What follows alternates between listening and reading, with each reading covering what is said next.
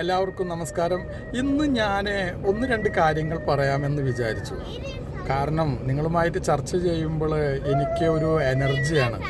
കാരണം നിങ്ങൾ ഉണ്ടാവുന്ന നല്ലൊരു അഭിപ്രായങ്ങൾ ഇങ്ങോട്ട് തിരിച്ച് നമുക്ക് കമൻറ്റിൽ കൂടെ നമുക്ക് അറിയുമ്പോൾ പരസ്പരം അങ്ങോട്ടും ഇങ്ങോട്ടും ഓരോരോ കാര്യങ്ങൾ അറിയുമ്പോൾ എനിക്ക് കൂടുതലായിട്ടും നിങ്ങളോട് ഓരോരോ കാര്യങ്ങൾ പറയാൻ എനിക്കും ഇതാവും. ഇന്ന് പറയുന്ന വിഷയം എന്ന് വെച്ചാൽ നമ്മളെല്ലാവരും ഡോക്യുമെൻറ്റ്സുകൾ ഇന്നത്തെ പണ്ടത്തെ പോലെയല്ല. ഇന്നത്തെ കാലത്ത് നമുക്ക് ഒരുപാട് ഡോക്യുമെൻറ്റ്സുകൾ നമുക്കുണ്ട്. ചുരുക്കം പറഞ്ഞു കഴിഞ്ഞാൽ ഒന്ന് 4-5 ഡോക്യുമെൻറ്റ്സുകളുടെ പേര് ഞാൻ പറയാം.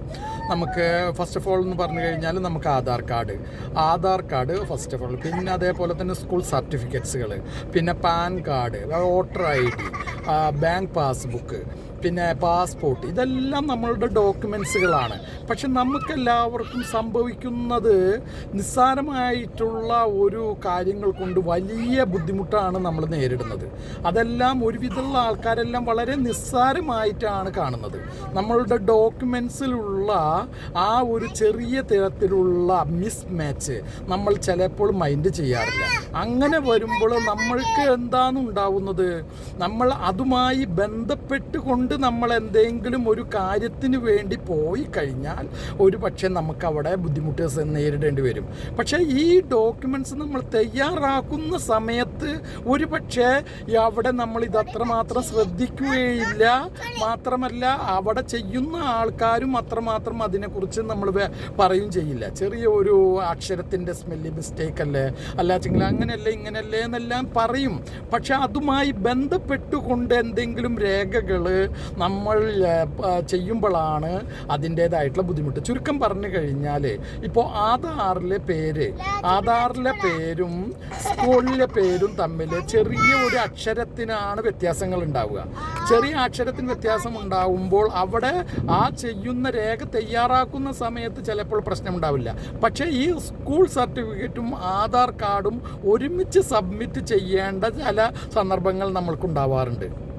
അങ്ങനെ വന്നു കഴിഞ്ഞാൽ അവിടെ മിസ്മാച്ചായി. പിന്നെ നമ്മൾ എത്രമാത്രം നമ്മൾ ബുദ്ധിമുട്ടണം, അതിൻ്റെ പിന്നാലെ നമ്മളെ വിലപ്പെട്ടിട്ടുള്ള നമ്മളുടെ സമയം നമ്മൾക്ക് പോകും. അതുകൊണ്ട് ദയവ് ചെയ്ത് നിങ്ങളുടെ രേഖകൾ പരമാവധി നിങ്ങളുടെ രേഖകൾ മിസ്മാച്ച് ഉണ്ടോ എന്നുള്ളത് ഇപ്പോൾ തന്നെ നമ്മൾ നോക്കുക. ഇപ്പം തന്നെ നോക്കി കഴിഞ്ഞാൽ നെക്സ്റ്റ് നമുക്ക് അതുമായിട്ട് ബന്ധപ്പെട്ട് വരുന്ന കാര്യങ്ങൾ നമുക്ക് വളരെ എളുപ്പമായിരിക്കും.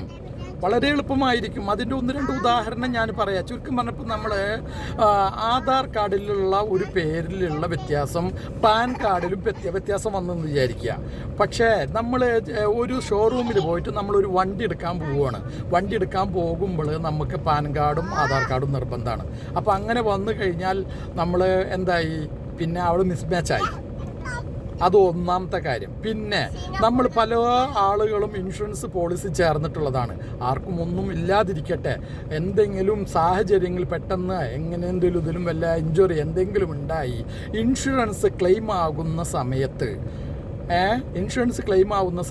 ഇൻഷുറൻസ് ചേരുന്ന സമയത്ത് ഒരു പക്ഷേ നമ്മൾ ഈ കാര്യങ്ങൾ ശ്രദ്ധിക്കില്ല, നമ്മളുടെ മിസ്മാച്ച് നമ്മൾ ശ്രദ്ധിക്കില്ല. അപ്പോൾ ഇത് ചെയ്ത് തരുന്ന ആൾക്കാരും അത്ര പറയില്ല. അവർക്ക് ആ സമയത്ത് അവരുടെ വർക്ക് നടന്നാൽ മതി. പക്ഷേ അവിടെ നമ്മൾ ശ്രദ്ധിക്കേണ്ടത് എന്താണ്? നമ്മൾ കൊടുക്കുന്ന ആ രേഖകളിലെല്ലാം കറക്റ്റ് ആണോ എന്ന് നോക്കണം. ഇല്ല എങ്കിൽ ഏതെങ്കിലും സമയത്ത് ഇൻഷുറൻസ് ക്ലെയിം ആക്കുന്ന സമയത്ത് ഈ മിസ്മാച്ചിൻ്റെ പേരും പറഞ്ഞുകൊണ്ട് നമ്മളുടെ വിലപ്പെട്ട സമയം നമുക്ക് നഷ്ടപ്പെടും. എന്നിട്ട് വിലപ്പെട്ട സമയം നഷ്ടപ്പെട്ടുകൊണ്ട് നമ്മൾ മറ്റുള്ളവരെ, ഗവൺമെൻറ്റിനെയോ അത് ചെയ്യുന്ന സ്ഥാപനത്തിനെയോ നമ്മൾ പറഞ്ഞിട്ട് കാര്യമില്ല.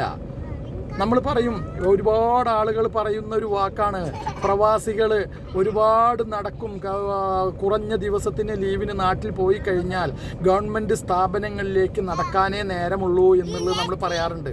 പലരും പറയുന്ന വാക്കാണ്. പക്ഷേ നമ്മൾ ഒരു കാര്യം നമ്മൾ ശ്രദ്ധിക്കുക, അവരെ കുറ്റം പറഞ്ഞിട്ട് കാര്യമില്ല. അവർക്ക് രേഖകൾ കറക്റ്റ് ആയിട്ടില്ല എങ്കിൽ അവർക്ക് നമ്മളുടെ ഒരു കാര്യം മാത്രമല്ല, ലക്ഷക്കണക്കിന് ആൾക്കാരുടെ ഡോക്യുമെൻറ്റ്സ് ചെക്ക് ചെയ്യേണ്ടതാണ്. അപ്പം ആയതുകൊണ്ട് മുന്നേ തന്നെ നമ്മളുടെ രേഖകൾ നമ്മൾ ശ്രദ്ധിക്കാൻ നോക്കുക. പിന്നെ അതുമാത്രമല്ല, പുതിയതായി നമ്മളെ മക്കൾക്ക് ജനിച്ചു വരുന്ന നമ്മളെ മക്കൾക്ക് ആധാർ കാർഡ് എടുക്കുന്ന സമയത്ത് അവിടെയും നമ്മൾ ശ്രദ്ധിക്കേണ്ട ബർത്ത് സർട്ടിഫിക്കറ്റ്. ആ ബർത്ത് സർട്ടിഫിക്കറ്റിൽ നമ്മളുടെ ഫാദറിൻ്റെയും മദറിൻ്റെയും പേര് കറക്റ്റാണോ എന്നുള്ളത് നോക്കണം. അത് വെച്ച് വേണം നമ്മളുടെ ബർത്ത് സർട്ടിഫിക്കറ്റിൽ, നമ്മളുടെ കുട്ടിയുടെ ബർത്ത് സർട്ടിഫിക്കറ്റിൽ അച്ഛൻ്റെയും അമ്മയുടെയും പേരെല്ലാം കറക്റ്റ് കൊടുത്തെങ്കിലാണ് ആ കുട്ടിയുടെ സ്കൂൾ സർട്ടിഫിക്കറ്റിൽ മറ്റുള്ള രേഖകളിലും ആധാർ കാർഡിലും കറക്റ്റായിട്ട് വരുള്ളൂ. അവിടെയും നമ്മൾക്ക് പ്രശ്നം വരുന്നതെന്ന് പറഞ്ഞാൽ നമ്മൾ അച്ഛൻ്റെ ചില അഡ്രസ്സിൽ ചില മിസ്റ്റേക്ക് ഉണ്ടാവും. ആ മിസ്റ്റേക്കോടുകൂടെ തന്നെ കുട്ടിയുടെ രേഖ നമ്മൾ തയ്യാറാക്കും.